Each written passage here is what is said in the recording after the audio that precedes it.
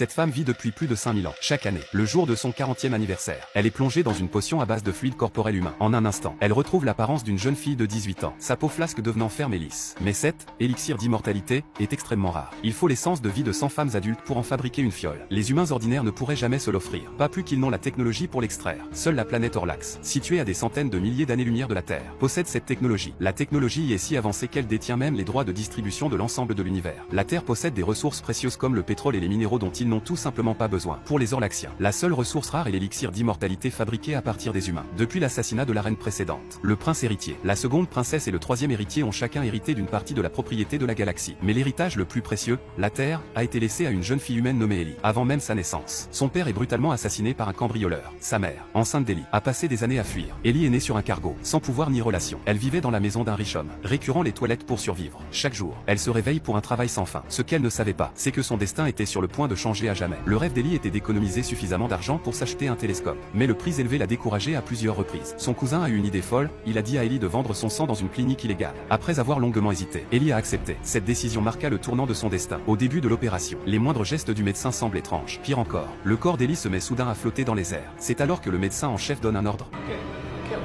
Alors qu'il s'apprêtait à agir, un homme en noir fit irruption et lança une attaque féroce. Les médecins ont été forcés de se découvrir et de révéler leur vraie nature. Ils sont tous des extraterrestres. Mais l'homme en noir a fait preuve d'un incroyable kung-fu chinois, enchaînant une série de coups de grâce éblouissants. En un rien de temps, il leur inflige un pentakill. L'homme en noir est Jacques, un soldat génétiquement amélioré, sous les ordres de la Fédération Galactique. Il était venu chercher Ellie pour en faire leur reine. Mais alors qu'ils sont téléportés vers le vaisseau extraterrestre, plusieurs croiseurs d'attaque apparaissent au loin et tirent des missiles qui détruisent le champ de téléportation. Heureusement, Jacques portait ses chaussures marques. Une course-poursuite haletante s'engage au-dessus de New York. En tant que l'un des meilleurs agents de la galaxie, Jacques prouva encore une fois ses compétences. Même face à une adversité écrasante, il se ferait un chemin jusqu'à une évasion sanglante.